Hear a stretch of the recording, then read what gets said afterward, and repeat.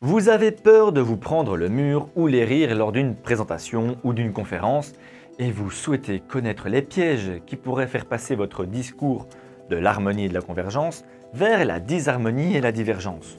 Je vous donne ici 6 points d'attention pour parvenir à garder un discours harmonieux et cohérent en toutes circonstances. Comment éviter la disharmonie entre votre discours verbal et non verbal?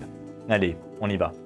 Si votre discours verbal ne s'accorde pas avec votre gestuel, il vaut mieux éviter de prendre la parole, parce que vous risquez, dans le meilleur des cas, de sembler malhonnête ou de passer pour un menteur. Croiriez-vous un homme ou une femme qui vous dirait qu'il ou elle vous aime avec un air condescendant? Et ne verriez-vous pas de l'ironie si l'un de vos amis vous disait en rigolant que cette coupe de cheveux vous va ravir? Les gestes divergents peuvent amener à de l'ambiguïté, sans que cela soit voulu.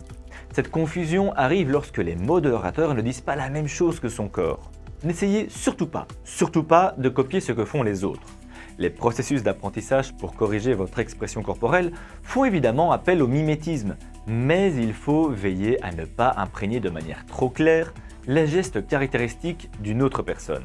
Ce n'est pas parce qu'un geste semble efficace chez cette personne qu'il le sera tout autant chez vous. N'oubliez pas que chacun dispose de son propre référentiel corporel et qu'ils ne sont pas parfaitement transposables d'une personne à l'autre. Développez votre propre référentiel corporel en travaillant votre communication verbale et non verbale. Et ce, grâce à nos conseils. Abonnez-vous à la chaîne et retrouvez les vidéos comme celle-ci qui pourront vous aider à améliorer votre convergence et donc votre communication. Si vous devez faire une intervention publique pour votre travail, filmez-vous en train de parler. D'une part dans un contexte privé chez vous à la maison, et d'autre part dans un contexte professionnel au bureau ou avec des collègues. Vous pourrez ensuite faire une analyse de votre propre intervention. Est-ce qu'il y a beaucoup de différences? Est-ce vraiment le jour et la nuit? Est-ce qu'il y en a une où je suis trop théâtral? Analysez et repérez les signaux corporels qui vous semblent les plus naturels et gardez-les, ou du moins travaillez pour les garder. Évitez la technique du sphinx. Celle-ci consiste simplement à cacher toute émotion et tout sentiment, à l'instar des joueurs de poker.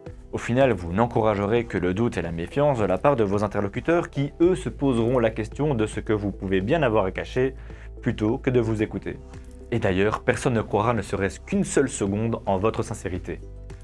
Attention aux fuites non verbales qui sont au cœur de la notion de divergence. Votre discours dit une chose et vos gestes envoient d'autres choses. Essayez d'identifier quels sont vos tics corporels, ces petits gestes d'autocontact qui sont des gestes que nous faisons tous pour nous rassurer face au stress.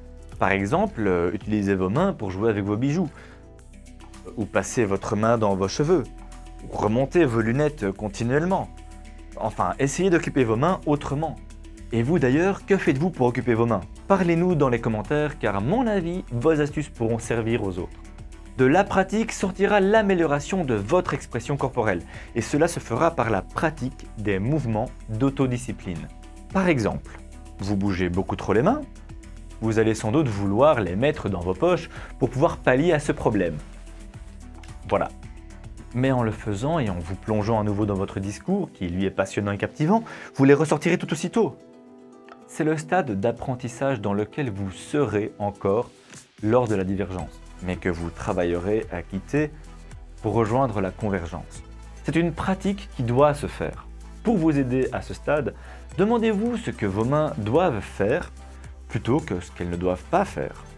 Savoir quoi faire avec vos mains lors d'un discours sera un des sujets abordés dans la chaîne YouTube. Donc pensez à vous abonner pour ne pas la louper.